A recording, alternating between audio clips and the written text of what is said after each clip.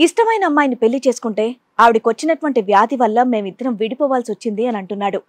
భార్యకి బిడ్డకి దూరమైన నేను బాధపడుతూ ఉంటే నా బంధువులందరూ కూడా రాబంధులై నా జీవితాన్ని నాశనం చేశారు అని అంటున్నాడు. అసలు మొదటి భార్యకి ఏమైంది, ఇప్పుడున్న భార్య వల్ల ఆయనకు వచ్చిన కష్టం ఏంటో అడిగి తెలుసుకుందాం. 2021లో నాకు మ్యారేజ్ అయిందండి. లవ్ మ్యారేజ్ చేసుకున్నారా? ఓకే. అంతకుముందే ఆమెకు మ్యారేజ్ అయింది. ఆమె వేరే వాళ్ళని పెళ్లి చేసుకుంది.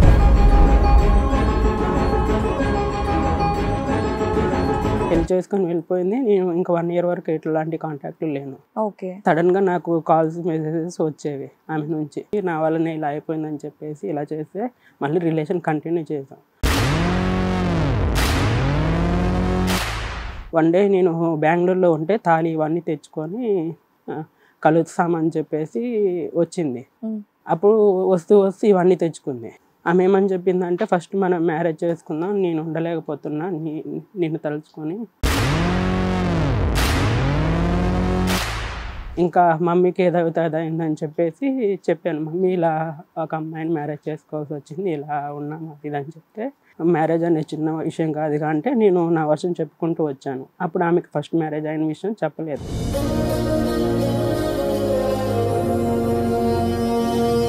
6th month నుంచి గొడవ స్టార్ట్ అయింది. నేను ప్రెగ్నెన్సీకి పర్పస్ మీద ఇంటికి వెళ్తాను, నాకు ఇక్కడ ఇబ్బందిగా ఉంది, పనులు చేసుకోలేకపోతున్నాను అంటే.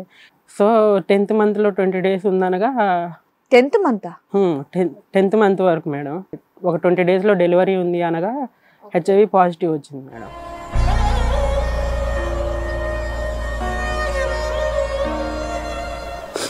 ఎందుకు మమ్మీ ఏడుతున్నావు?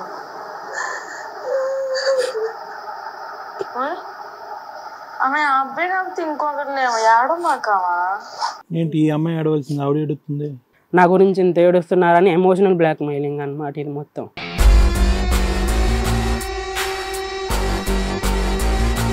మైనర్ని పెళ్లి చేసుకున్నాడు, వీడి మీద రేప్ కేసు పెడతాం, ఫోక్సో కేసు పెడతాం అని చెప్పేసి డబ్బులు గుంజటానికి వాళ్ళు ఫస్ట్ నుంచి చేసే డ్రామా ఇదంతా. అప్పటికి 18 వచ్చినాయి. 18 yearsకి పెళ్లి చేసుకోమని ఎవరు చెప్పారు మీకు? చట్టంలో చెప్పారా?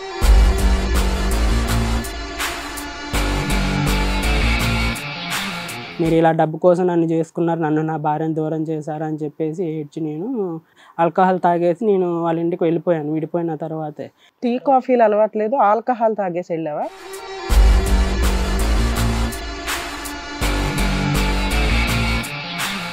ఏంటని పోలీస్ స్టేషన్కి వెళ్ళగానే నా మీద అటాక్ చేయించి కొట్టించారు.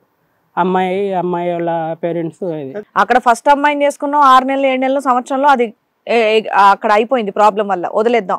ఈ రెండో ఆమెను కూడా స్ట్రాంగ్ గా మెయింటైన్ చేయాలి కదా, ఆల్రెడీ ఎక్స్పీరియన్స్డ్ కదా నువ్వు. వాళ్ళు బంధించేశారు, వాళ్ళ ఇంట్లో ఉంచేశారు, ఏంటమ్మా ఇవన్నీ?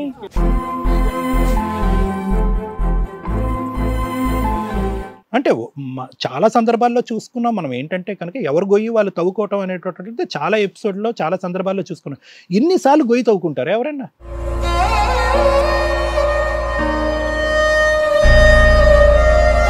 ఇప్పుడు నువ్వు ఏడవటం కాదు నాన్న, పేరెంట్స్ని ఎంత ఏడిపిస్తున్నావు నువ్వు, అవునా కాదా?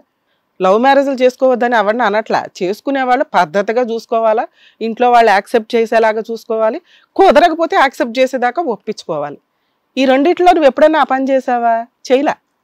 ఒక అమ్మాయి తప్పు చేస్తే లీగల్గా ఈ రోజున సఫర్ అయ్యేది అమ్మాయి మాత్రమే. ఒక అబ్బాయి తప్పు చేస్తే ఎవరెవరు సఫర్ అవుతారో తెలుసా?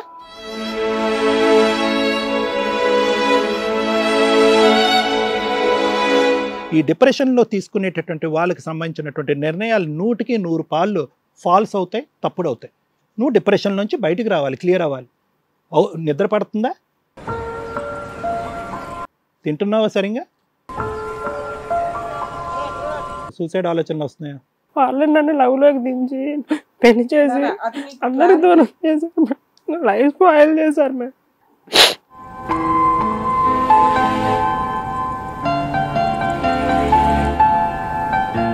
ఈ కార్యక్రమంలో మనతో పాటు ఉన్నారు ప్రముఖ హైకోర్టు అడ్వకేట్ రమ్యాకుల గారు. నమస్తే మేడం. ప్రముఖ సైకియాట్రిస్ట్ డాక్టర్ కళ్యాణ్ చక్రవర్తి గారు. నమస్తే సార్. ప్లీజ్ కూర్చోండి. సార్, మేడం, కోదాడ నుంచి ఒక పెద్ద సమస్యతో ఇక్కడి వరకు వచ్చారు. అంటే బాధపడుతూ ఏడుస్తూ మనకి చాలా కాల్స్ చేశారనమాట. ఎలాగైనా ఈ కార్యక్రమం ద్వారా నాకు న్యాయం జరుగుతుందని చెప్పేసి ఇక్కడ రావడం జరిగింది. ఒకసారి ఆయన్ని పిలిచి ప్రాబ్లం ఏంటో కనుక్కుందాం. షూర్ మేడం, రండి.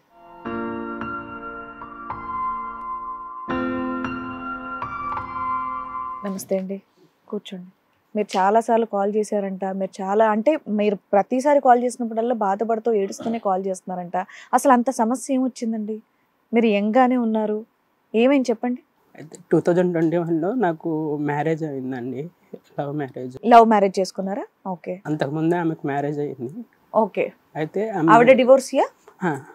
ఓకే. అయితే ఇష్టపడుతున్నాను అది ఇది అంటే అంతకుముందు నుంచి ఆమె నాకు రిలేషన్లో ఉంది, అంటే ఫ్రెండ్ నాకు. ఓకే. తర్వాత ఏమైంది, ఆమె డివోర్స్ అయిపోయిన తర్వాత కొంచెం గట్టిగా చెప్పరా? అయితే తర్వాత ఆవిడకి పిల్లలు ఏమైనా ఉన్నారా? లేరండి. ఓకే. అయితే 1 monthలోనే మేము విడిపోయాము అది ఇది అని చెప్పేసి కొన్ని రీజన్ చెప్పింది. ఓకే. సో ఆమె నా వల్లనే విడిపోయింది అని చెప్పేసి, నీ వల్ల ఇలా ఇంట్లో తెలిసింది, నిన్ను ఊహించుకొని నేను వేరే ఓడితో ఉండలేకపోతున్నాను. అదేంటి, ఆవిడకి పెళ్ళై 1 month అయిందా? 1 month అయిన తర్వాత విడిపోయారంట మేడం.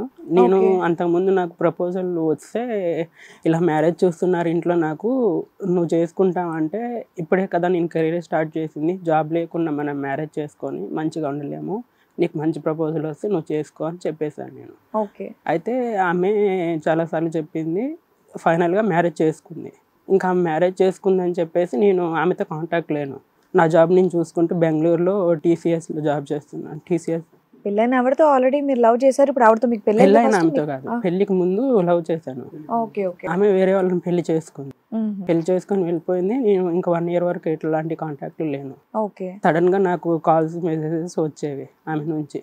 ఏంటా అని చూస్తే తను ఎవరాని లిఫ్ట్ చేస్తే తన స్టోరీ చెప్పుకుంటూ వచ్చింది తన వర్షన్.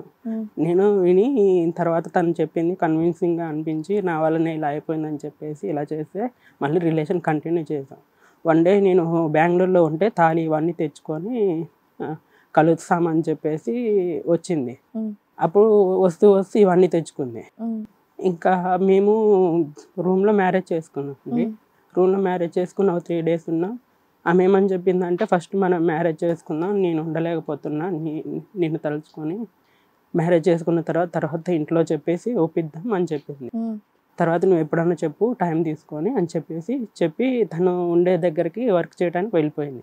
తను నాకు చేసి 10 days అంటే ఇలా గడిచిన 10 daysకే నువ్వు మ్యారేజ్ చేసుకొని జాబ్ చూసుకుంటూ మంచిగా ఉంటున్నావు, నేను ఇక్కడ ఇబ్బంది పడుతున్నాను అని చెప్పేసి ఫోర్స్ చేసింది.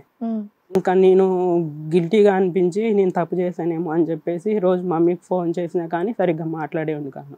మమ్మీ ఏమో నన్ను పదే అడగటం, ఏంటా అన్న సరిగ్గా మాట్లాడట్లేదు, ఏమన్నా జరిగిందా, ఏమన్నా ప్రాబ్లమా, హెల్త్ ఏమన్నా ఇష్యూ అంటే ఇంకా మమ్మీకి ఏదైందని చెప్పేసి చెప్పాను. మమ్మీ ఇలా ఒక అమ్మాయిని మ్యారేజ్ చేసుకోవాల్సి వచ్చింది, ఇలా ఉన్నాము అది అని చెప్తే, ఆ సిచ్యువేషన్ అలా అంత పెద్ద డిసిషన్ ఎలా తీసుకున్నా, మ్యారేజ్ అనే చిన్న విషయం కాదు అంటే నేను నా వర్షం చెప్పుకుంటూ వచ్చాను. అప్పుడు ఆమెకు ఫస్ట్ మ్యారేజ్ అయిన విషయం చెప్పలేదు.